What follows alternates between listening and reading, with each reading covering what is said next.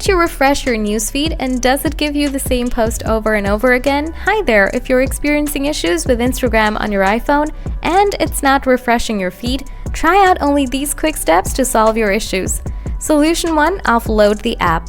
Open Setting, scroll down, tap General, tap iPhone Storage, find out the Instagram app, tap Offload again, tap Reinstall the app. Solution 2. Enable background app refresh. Open Setting, scroll down, tap General, tap Background app refresh, find out the Instagram app, toggle off this option.